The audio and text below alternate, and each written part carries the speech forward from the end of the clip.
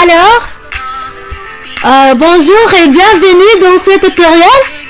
Donc, aujourd'hui, en fait, vous allez découvrir comment installer le Django facilement sur le Linux.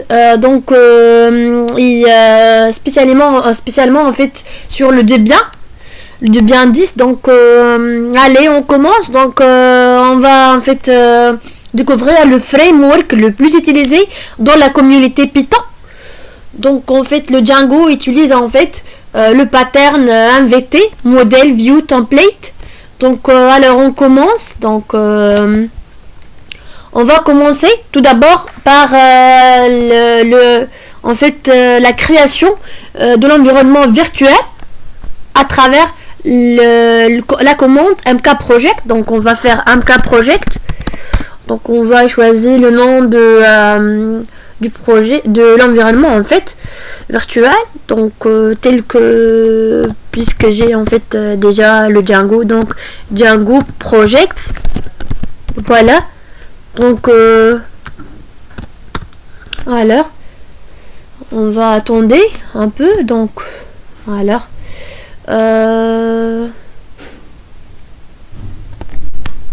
on attend. Donc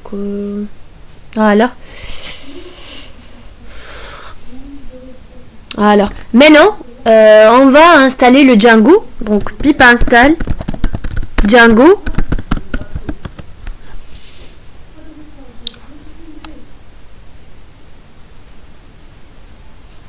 Alors oui,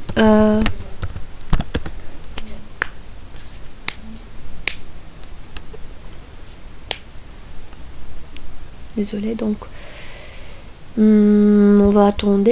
Donc alors oui, donc maintenant on va en fait vérifier que le Django était bien installé. On vérifie en fait la version de Django. Donc on va faire Python -m, donc -6 m Django version. Donc voilà 3.2. Donc on commence donc par la création de la structure de notre projet à travers la commande Django admin start project. Donc et avec le nom de project en fait choisi, tel que par exemple commerce. Voilà. Alors en fait maintenant on va aussi aussi installer la librairie Psycopeg 2. Donc à travers la commande pip install Psycopeg 2. Voilà. On va attendre donc pour 2 secondes. Donc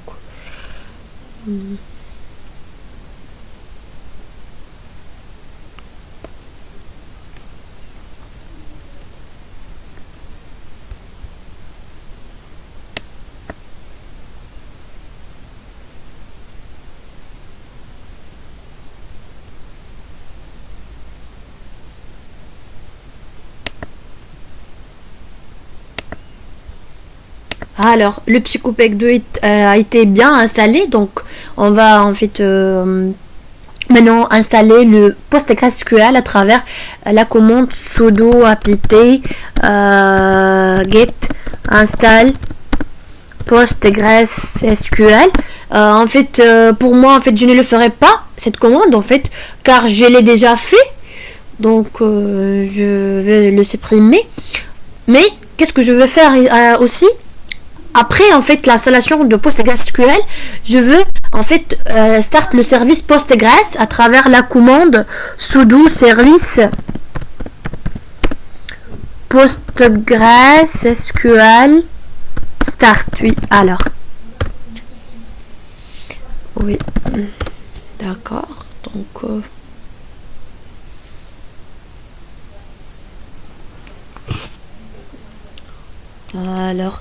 alors oui, on a fait un grand pas. Donc maintenant on va en fait créer notre database Postgres. Donc on va en fait sortir de notre environnement pour aller vers le post, vers en fait le command shell Postgres, donc PSQL, plus exactement, donc deactivate. Puis on va faire cd, donc maintenant on va aller vers le shell de Postgres à travers sudo -u Postgres PSQL. Voilà. Maintenant on va en fait faire create. Donc par exemple on va faire test project Django. Voilà. Alors oui. Alors, on suivra donc après en fait la création de notre database Postgres, on va en fait sortir de notre shell PSQL, donc à travers /q. Donc voilà, on va en fait réentrer à notre en fait environnement virtuel à travers le workon. Donc workon avec notre en fait environnement virtuel qu'on a déjà créé. Donc voilà, Welcome Django Projects. Alors, donc ici, on va en fait faire une petite configuration dans le settings dans PY. Donc on va en fait changer le SQLite 3 en fait PostgreSQL. D'accord? Alors, en fait, on va aller vers le hiérarchie en fait de notre projet. Donc, qu'on a créé en fait, c'est commerce. On va aller vers settings dans PY. Alors, donc, on va en fait changer le SQLite 3. Donc, on va faire une recherche. Donc, SQLite. Donc, voilà, on va le changer par PostgreSQL. Puisqu'en fait on utilise en fait le database PostgreSQL. Donc alors donc ici en fait le name, on va en fait mettre en fait le nom de notre database qu'on a créé. En fait le nom qu'on a créé en fait c'est le test project Django, c'est le nom de notre database. Alors n'oubliez pas, donc voilà, on va sauver. Voilà. Alors donc maintenant en fait on va on va en fait aller vers notre serveur, donc pour tester, donc à travers Python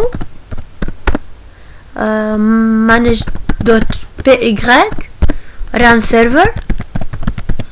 Donc alors oui, en fait à propos celle-ci, donc sinon cette commande ne se marche pas, donc il faut aller vers exactement notre projet où il existe le fichier en fait manage.py.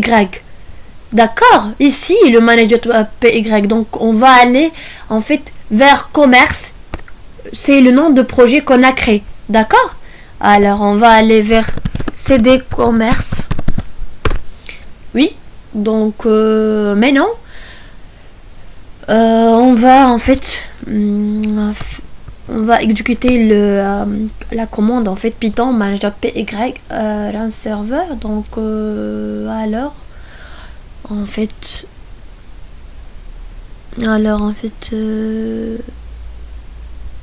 on va sauver cette erreur. Donc il m'a dit type error object of type proxy does no len. Donc d'accord.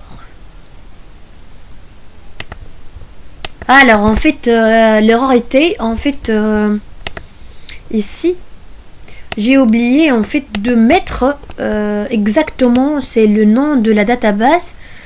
En fait il était comme celui-ci. Alors il était comme ça, mais il faut pas le faire comme celui-ci, puisqu'il m'a dit en fait que en fait proxy path has no len. D'accord, donc il faut juste en fait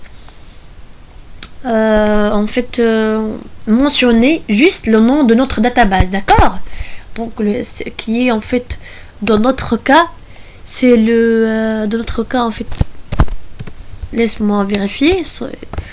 Donc, alors, d'accord. Alors oui, celui-ci est notre. Alors oui, donc voilà. On va sauver et on va exécuter notre commande une autre fois. Donc, alors, il est correct dans cette erreur. En fait, il m'a dit une applied immigration, puisque en fait l'immigration n'était pas appliquée. En fait, l'application de migration, il faut le faire à travers la commande python manage.py migrate. D'accord? Alors, oui. D'accord. Alors, il m'a dit tout est laissé bien. Il m'a dit ok. Donc, tout est bien. Donc, voilà. Alors, si on va exécuter la commande de notre pour voir le Django dans notre browser. Alors il marche bien, tout est bien. Donc on va faire un petit test. Ce test on va afficher salut tout le monde par exemple sur ce lien. Donc allez, on commence. D'accord? Allez. Donc on va faire, qu'est-ce qu'on va faire? Donc on va créer une application à travers la commande Django admin start app store. D'accord, par exemple.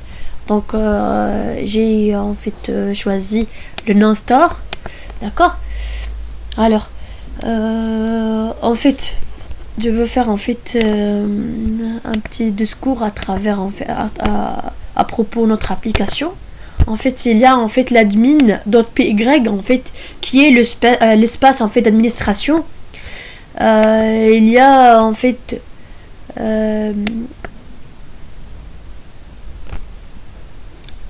le apps.py. Il y a le apps.py qui permet de configurer l'application. D'accord? Donc qu'est-ce qu'on va faire? Donc on suit. Il y a le views.py qui contient le vue de notre application. Donc qu'est-ce qu'on va faire maintenant pour afficher par exemple salut tout le monde dans ce lien de Django au lieu de m'afficher celui-ci. Donc voilà. Donc alors on va aller vers settings.py. Donc on va aller vers notre archi de projet, donc settings.py. On va aller exactement vers installed apps. Donc alors maintenant ici on va déclarer notre application, dans notre cas qui est store. Donc on va ajouter notre application, donc store.apps.store config.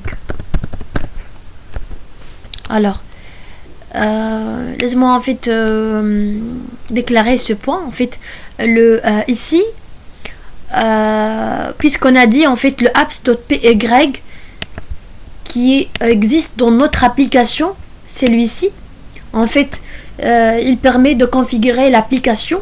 D'accord?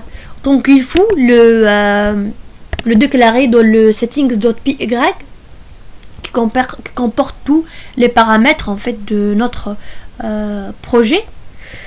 Donc voilà, on va sauver maintenant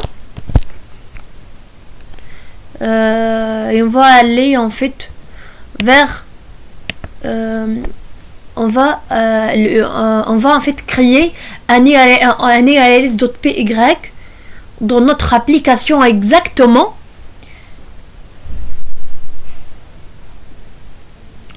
Puisqu'en fait de préférence en fait chaque application dans notre projet avoir son propre en fait URL.py, d'accord. Donc qu'est-ce qu'on va faire? Donc on va pour gagner du temps, donc on va copier l'URL.py dans l'application, voilà, ici. Donc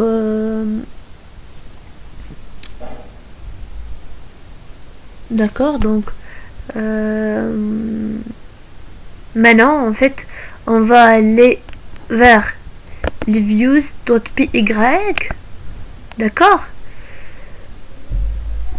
Par exemple, pour en fait comme on a déjà dit, comme un test, on va faire en fait il va nous afficher le salut tout le monde. Donc def index par exemple request, donc on va déclarer un variable qui comporte la chaîne salut en fait tout le monde. On va faire un return de ce message, d'accord. Alors ici en fait puisqu'en fait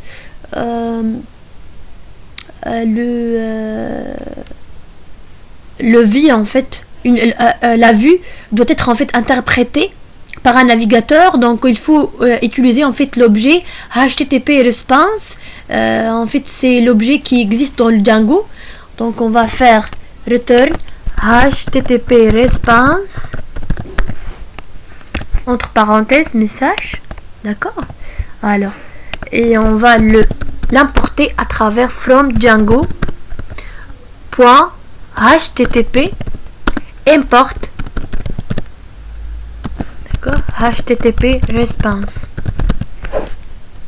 Alors qu'est-ce qu'on va faire? La deuxième étape, c'est on va appeler en fait view dans le URLs.py directement dans notre projet, d'accord. Donc on va aller vers l'hierarchie de notre projet ici et on va aller vers urls.py, d'accord. On va faire l'importation de ce view en fait à travers from store, c'est le nom de notre en fait application. Donc from store import views, d'accord. Allons maintenant vers l'URLs pattern. On va alors ici en fait on va appeler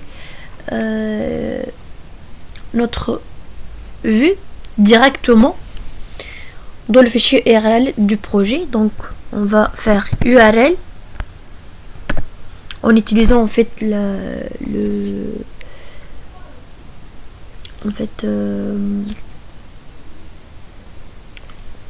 l'expression régulier, voilà. Donc on va faire R donc avec un chapeau ici, donc voilà. En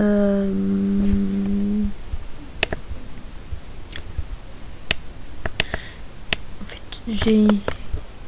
je veux copier en fait le dollar, donc excusez-moi. Donc voilà. Alors d'accord, donc virgule views dot en fait point index, d'accord. Le views c'est celui-ci, c'est notre en fait fichier, et l'index c'est notre méthode. D'accord? Alors, maintenant on va fermer le le parenthèse. D'accord. Alors, puisqu'en fait on a utilisé l'URL, donc il faut en fait utiliser l'URL, donc on va l'importer à travers from django.conf.urls.